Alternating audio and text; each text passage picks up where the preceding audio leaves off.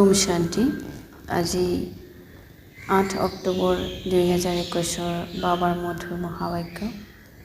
মৰমৰ সন্তানসকল, এতিয়া বিদেহী হোৱাৰ অভ্যাস কৰা। নিজৰ এই বিনাশী দেহৰ পৰা মমত্ব আঁতৰাই একমাত্ৰ শিৱ বাবাক স্নেহ কৰা। প্ৰশ্ন: এই বেহদৰ পুৰণি সৃষ্টিৰ প্ৰতি যিসকলৰ বৈৰাগ্য জন্মিছে, তেওঁলোকৰ লক্ষণ কি হ'ব? উত্তৰ: তেওঁলোকে এই দুচকুৰে যি দেখে, সেয়া দেখিও যেন নাচাব। তেওঁলোকৰ বুদ্ধিত এইটো থাকিব যে এই সকলোবোৰ নাশ হ'ব, এই সকলোবোৰ মৰি পৰি আছে। আমিতো শান্তিধাম সুখধামলৈ যাব লাগে। তেওঁলোকৰ মমত্ব আঁতৰি যাব। যোগত থাকি কাৰোবাৰ সৈতে বাৰ্তালাপ কৰিলে তেওঁলোকো আকৰ্ষিত হ'ব। জ্ঞানৰ নিচা বাঢ়ি থাকিব। গীত ওম নমঃ শিৱায়। ওম শান্তি। পিতাই কয়, মৰমৰ সন্তানসকল, তোমালোকে শিৱ বাবাক জানিছা। আকৌ এই গীত গোৱাটো যেন ভক্তি মাৰ্গৰ হৈ যায়। ভক্তি মাৰ্গৰ সকলে শিৱাই নমঃ বুলিও কয়, মাতা পিতা বুলিও কয়, কিন্তু নাজানে শিৱ বাবাৰ পৰা স্বৰ্গৰ উত্তৰাধিকাৰ পোৱা উচিত। তোমালোক সন্তানসকলেতো পিতাক পাইছা, তেওঁৰ পৰা উত্তৰাধিকাৰ পাই আছা, সেইবাবে পিতাক স্মৰণ কৰা। তোমালোকে শিৱ বাবাক পালা, জগতবাসীয়ে পোৱা নাই। যিসকলে পাইছে তেওঁলোকো ভালদৰে চলিব নোৱাৰে। বাবাৰ নিৰ্দেশনা বহুত মিঠা। আত্ম অভিমানী হোৱা, দেহী অভিমানী হোৱা। আত্মাসকলৰ সৈতে বাৰ্তালাপ কৰে। দেহী অভিমানী পিতাই দেহী অভিমানী সন্তানসকলৰ সৈতে বাৰ্তালাপ কৰে। তেওঁতো এজনেই, সেইবাবেইতো মধুবনত তোমালোক সন্তানসকলৰ সৈতে বহি আছে।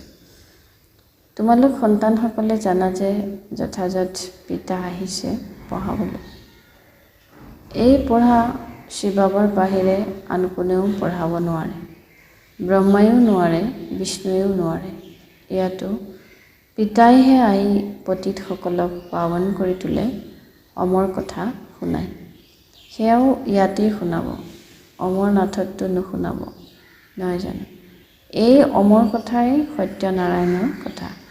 পিতাই কয়, মই তোমালোকক শুনাওতো ইয়াতেই। বাকী এয়া হৈছে সকলো ভক্তি মাৰ্গৰ টেকা কুন্দা। সকলোৰে সদ্গতিদাতা ৰাম একমাত্ৰ নিৰাকাৰেই হয়।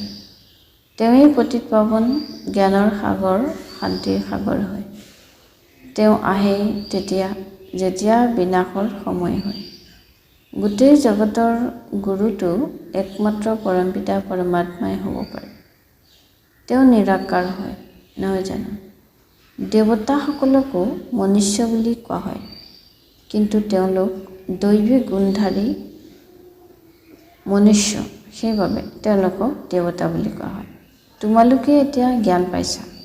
জ্ঞান মাৰ্গত অৱস্থা বৰ শক্তিশালী, মজবুত কৰি ৰাখিব লাগে। যিমান সম্ভৱ পিতাক স্মৰণ কৰিব লাগে। বিদেহী হ'ব লাগে। তেন্তে আকৌ দেহৰ প্ৰতি মৰমেই বা কিয় ৰাখিব লাগে? বাবাই তোমালোকক কয়, শিৱ বাবাক স্মৰণ কৰা, পাছত এওঁৰ ওচৰলৈ আহা। মনুষ্যইতো বুজে এওঁলোকে দাদাক সাক্ষাৎ কৰিবলৈ যায়। এইটোতো তোমালোকে জানা যে শিৱ বাবাক স্মৰণ কৰি আমি তেওঁ অৰ্থাৎ ব্ৰহ্মা বাবাক সাক্ষাৎ কৰোঁ। তাততো থাকেই নিৰাকাৰী আত্মাসকল বিন্দু। বিন্দুকতো সাক্ষাৎ কৰিব নোৱাৰে। তেন্তে শিৱ বাবাৰ সৈতে কেনেকৈ সাক্ষাৎ হ'ব? সেইবাবে ইয়াত বুজোৱা হয়, হে আত্মাসকল, নিজক আত্মা বুলি বুজি বুদ্ধিত এইটো ৰাখা যে আমি শিৱ বাবাক সাক্ষাৎ কৰোঁ। এইটোতো অতি গূঢ় ৰহস্য, নহয় জানো? বহুতৰ শিৱ বাবাৰ স্মৃতি নাথাকে। বাবাই বুজায়, নিতৌ শিৱ বাবাক স্মৰণ কৰা। শিৱ বাবা তোমালোকক সাক্ষাৎ কৰিবলৈ আহে। বছ আপোনাৰ হৈছোঁ। শিৱ বাবাই এওঁৰ শৰীৰত আহি জ্ঞান শুনায়। তেওঁ নিৰাকাৰ আত্মা, তোমালোকো আত্মা। একমাত্ৰ পিতাই আছে যিয়ে সন্তানসকলক কয় মাম একম, অৰ্থাৎ কেৱল মোক পৰমাত্মাক স্মৰণ কৰা। সেয়াটো বুদ্ধিৰে স্মৰণ কৰিব লাগে। আমি পিতাৰ ওচৰলৈ আহিছোঁ। বাবা এই পতিত শৰীৰত আহিছে। সন্মুখত আহিলেই নিশ্চয় কৰি দিয়ে, শিৱ বাবা আমি আপোনাৰ হ'লোঁ। মুৰলীসমূহতো এইটোৱেই শুনা, মাম একম স্মৰণ কৰা, তেতিয়া তোমালোকৰ বিকৰ্ম বিনাশ হৈ যাব। তোমালোকে জানা এওঁ সেইজনেই পতিত পাৱন পিতা, সঁচা সদ্গুৰু তেওঁৱেই হয়। এতিয়া তোমালোক পাণ্ডৱসকলৰ পৰমপিতা পৰমাত্মাৰ প্ৰতি প্ৰীত বুদ্ধি আছে। বাকী সকলোৱেতো কাৰোবাৰ নহয় কাৰোবাৰ লগত অপ্ৰীতিকৰ অৰ্থাৎ ভ্ৰষ্ট বুদ্ধিৰ হয়। যিসকল শিৱ বাবাৰ হয় তেওঁলোকৰতো আনন্দৰ পাৰা বৰ তীব্ৰতাৰে বাঢ়ি থাকিব লাগে। যিমানে সময় সমীপত আহে সিমানে আনন্দিত হয়।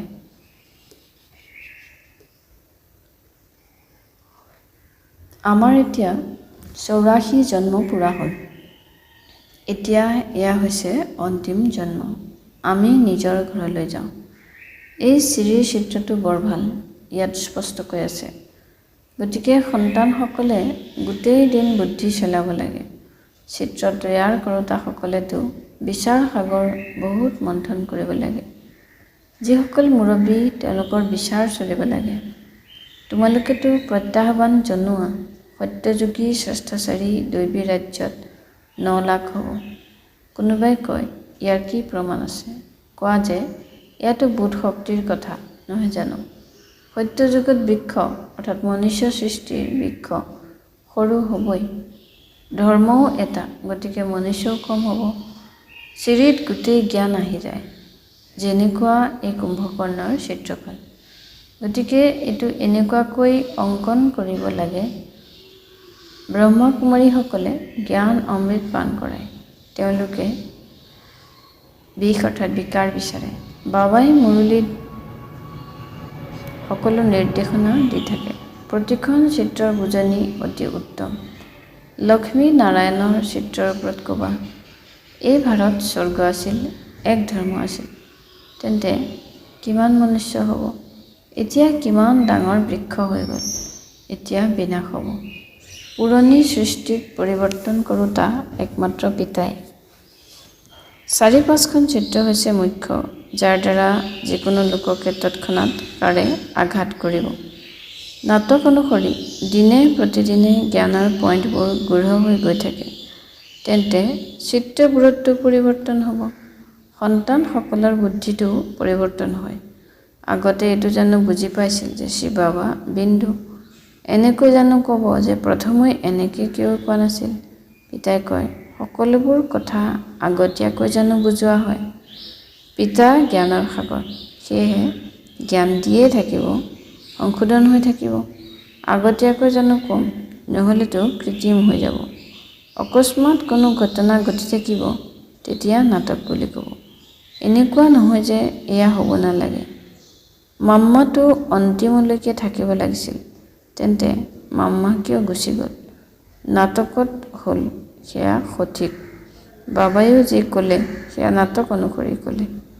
নাটকত মোৰ ভূমিকা এনেকুৱা। বাবাইও নাটকৰ ওপৰত ৰাখি দিয়ে।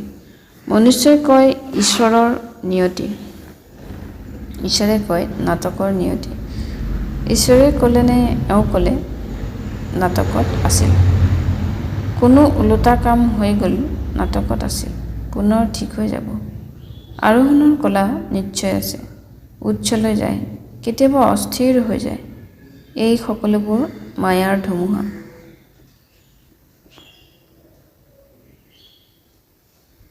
যেতিয়ালৈকে মায়া আছে বিকল্প নিশ্চয় আহিব। সত্যযুগত মায়াই নাই, গতিকে বিকল্পৰ কথাই নাই। সত্যযুগত কেতিয়াও কৰ্ম বিকৰ্ম নহয়। বাকী কেইটিমান দিন আছে, আনন্দিত হৈ থাকে। এয়া আমাৰ অন্তিম জন্ম। এতিয়া অমৰ লোকলৈ যাবলৈ শিৱ বাবাৰ পৰা অমৰ কথা শুনো। এই কথাবোৰ তোমালোকেহে বুজি পোৱা। তেওঁলোকে ক'ত ক'ত অমৰনাথলৈ গৈ ঠেকা খুন্দা খাই থাকে। এয়া বুজি নাপায় যে পাৰ্বতীক কথা কোনে শুনালে। তাততো শিৱৰ চিত্ৰ দেখুৱায়। বাৰু শিৱ ক'ত বহিল? শিৱ আৰু শংকৰক দেখুৱায়। শিৱই শংকৰৰ দেহত বহি কথা শুনালে নেকি? একোৱেই বুজি নাপায়। ভক্তি মাৰ্গৰ সকলে এতিয়ালৈকে তীৰ্থলৈ গৈ থাকে। কথাও বাস্তৱত ডাঙৰ নহয়, আচলতে হৈছে মনমনা ভৱ। বছ বীজক স্মৰণ কৰা, নাটকৰ চক্ৰক স্মৰণ কৰা। যি জ্ঞান বাবাৰ আছে সেই সকলো জ্ঞান আমাৰ অৰ্থাৎ আত্মাৰো আছে। তেওঁও জ্ঞানৰ সাগৰ, আমি আত্মাও মাষ্টাৰ জ্ঞানৰ সাগৰ। নিচা বাঢ়িব লাগে নহয় জানো? সেয়া আমি ভাইসকলক শুনাওঁ। শুনাবতো শৰীৰৰ দ্বাৰাই। এই ক্ষেত্ৰত সংশয় আনিব নালাগে। পিতাক স্মৰণ কৰি কৰি সকলো জ্ঞান বুদ্ধিত আহি যায়। পিতাৰ স্মৃতিৰে বিকৰ্ম বিনাশ হ'ব, মমত্ব আঁতৰি যাব। কাৰোবাৰ নাম মাত্ৰ প্ৰেম আছে, আমাৰো এনেকুৱাই। এতিয়াতো আমি সুখধামলৈ যাওঁ। ইয়াতো যেন সকলো মৰি পৰি আছে। ইয়াৰ প্ৰতি কি অন্তৰৰ আকৰ্ষণ ৰাখিব লাগে। শান্তিধামলৈ গৈ পুনৰ সুখধামলৈ আহি ৰাজত্ব কৰিম। ইয়াক কোৱা হয় পুৰণি সৃষ্টিৰ প্ৰতি বৈৰাগ্য। পিতাই কয়, এই দুচকুৰে যিবোৰ দেখিবলৈ পোৱা সেয়া সকলো নাশ হৈ যাব। বিনাশৰ পাছত স্বৰ্গ দেখিবা। এতিয়া তোমালোক সন্তানসকল অতি মিঠা হোৱা উচিত। যুগত থাকি কোনো কথা ক'লে তেতিয়া তেওঁলোক আকৰ্ষিত হ'ব। এই জ্ঞান এনেকুৱা যে বাকী সকলো পাহৰি যায়। ভাল বাৰু। অতি মৰমৰ কল্পৰ পাছত পুনৰাই লগ পোৱা সন্তানসকলৰ প্ৰতি মাতা পিতা বাপ দাদাৰ স্নেহপূৰ্ণ স্মৰণ আৰু সুপ্ৰভাত। আত্মিক সন্তানসকলক আত্মিক পিতাৰ নমস্কাৰ। আত্মিক সন্তানসকলৰো আত্মিক পিতালৈ সুপ্ৰভাত আৰু নমস্কাৰ। ধাৰণাৰ বাবে মুখ্য সাৰ। 1 নম্বৰ, জ্ঞান মাৰ্গত নিজৰ অৱস্থা বহুত শক্তিশালী কৰি তুলিব লাগে। বিদেহী হ'ব লাগে। একমাত্ৰ পিতাৰ প্ৰতিহে সঁচা প্ৰীতি ৰাখিব লাগে। 2 নম্বৰ, নাটকৰ নিয়তিক লৈ অচল হৈ থাকিব লাগে। নাটকত যি হ'ল সেয়া সঠিক। কেতিয়াও অস্থিৰ হ'ব নালাগে। কোনো কথাত সংশয় আনিব নালাগে।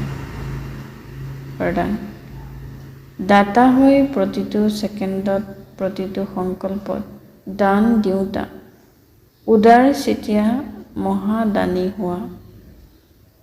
ভাৱাৰ্থ, তোমালোক দাতাৰ সন্তান লওঁতা নহয় কিন্তু দিওঁতা হোৱা। প্ৰতিটো ছেকেণ্ডত প্ৰতিটো সংকল্পত দিব লাগে।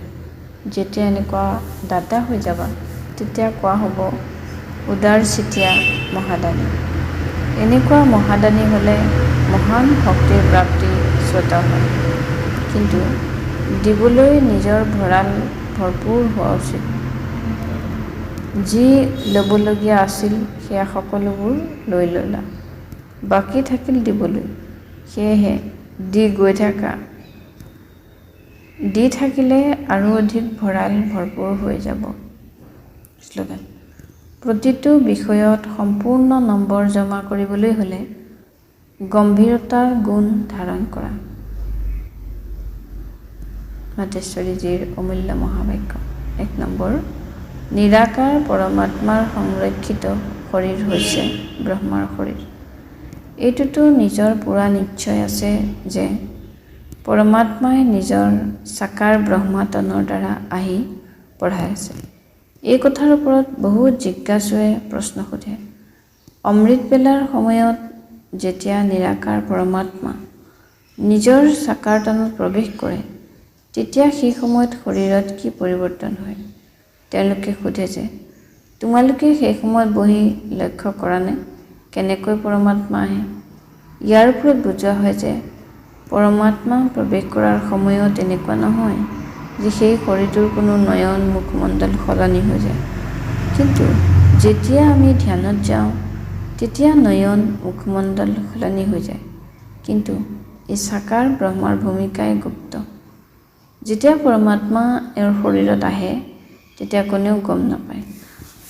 তেওঁৰ এই শৰীৰটো সংৰক্ষণ কৰি থোৱা আছে, সেইবাবে ছেকেণ্ডত আহে, ছেকেণ্ডত গুচি যায়। এতিয়া এইটো ৰহস্য বুজি লোৱা। বাকী এনেকুৱা নহয় যে কোনো কথা বুজি নোপোৱাৰ বাবে এই পঢ়াৰ পাঠ্যক্ৰম এৰি দিব লাগে। পঢ়াটো দিনে দিনে গূঢ় আৰু স্পষ্ট হৈ গৈ থাকে। গোটেই পাঠ্যক্ৰম একেবাৰেতো পঢ়িব নোৱাৰিব, নহয় জানো? তেনেকৈয়ে তোমালোকক বুজোৱা হয়। অন্য যিসকল ধৰ্মপিতা আহে তেওঁলোকৰ মাজতো নিজ নিজ পবিত্ৰ আত্মা আহি নিজৰ ভূমিকা পালন কৰে। আকৌ সেই আত্মাসকল সুখ দুখৰ খেলত আহিব লাগে। তেওঁলোক উভতি নাযায়, কিন্তু যেতিয়া নিৰাকাৰ পৰমাত্মা আহে তেওঁ সুখ দুখৰ পৰা উপৰাম হয়। গতিকে তেওঁ নিজৰ ভূমিকা পালন কৰি আকৌ গুচি যায়। গতিকে এই কথাটোৱে আমি বুদ্ধিত ৰাখিব লাগে। 2 নম্বৰ, আত্মা আৰু পৰমাত্মাৰ মাজত গুণ আৰু শক্তিৰ পাৰ্থক্য।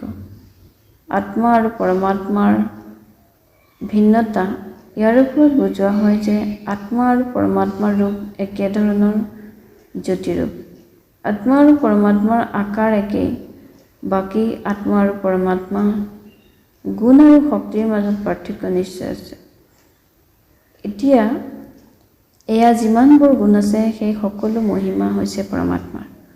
পৰমাত্মা দুখ সুখৰ পৰা উপৰাম, সৰ্বশক্তিমান, সৰ্বগুণ সম্পন্ন, 16 কলা সম্পন্ন হয়। তেওঁৰেই সমস্ত শক্তিয়ে কাম কৰি আছে। বাকী মনুষ্য আত্মাৰ কোনো শক্তি কামত নাহে। পৰমাত্মাৰেই সমস্ত ভূমিকা চলে। পৰমাত্মা ভূমিকাত আহিও